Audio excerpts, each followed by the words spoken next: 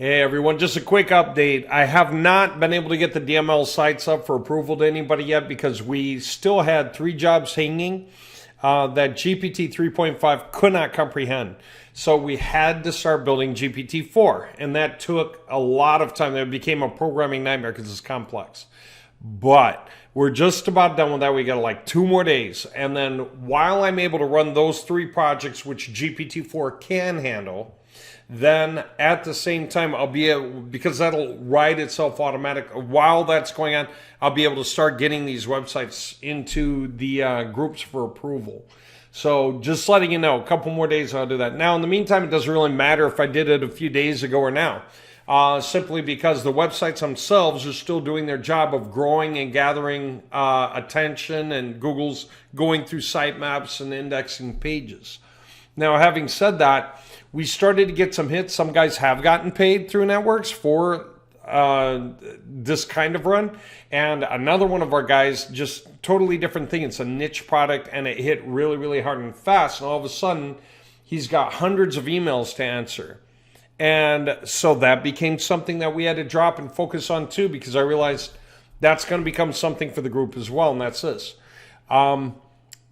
It is possible that when people are asking the questions, that the responses can be generated, auto-generated and auto-sent, or auto-reviewed before sending, depending on the complexity of the item and how well you have it trained. But we realized we can build responsiveness to be able to handle reacting. So what would happen is this: as you get emails through the system, like contact forms are submitted, that data is captured in a database. So it captures the email address of the sender, the date timestamp, the message itself, what the questions are. And then from that, those items can be submitted to GPT-4, who answers them. And then those answers are added into the database and marked as sent or unsent or reviewed or unreviewed, whatever it is needs to happen for the process. So whether review needs to happen from you manually before it goes out. Just depends on you, whether you feel you need that or not. So in the beginning, you'll probably say, yes, absolutely, let me see before you send. And then after a while, because you'll keep going back to the backstory and just adjusting it to make sure it catches everything. After a while, it's responding so well anyway that you'll just say, okay, respond, but CC me in the process. So you're just monitoring the automated responses that go out. Then after a while, after you've made any final adjustments to your backstory, you'll say, I don't need to tell it anything more. It's doing fine. And you'll just turn off your monitoring of it, if you want.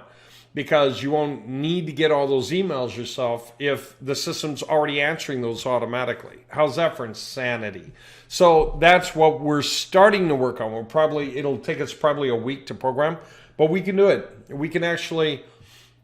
People can fill out a contact form or any form. We can create any form.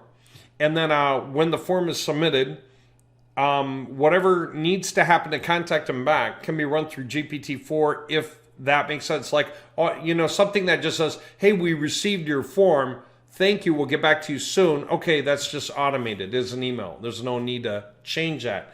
But when people ask questions, buying questions or product questions, service questions, opportunity questions, then you can have them marked A, B, C, D, or E. Like when they ask, they can drop down a box. It says, billing question, buyer question,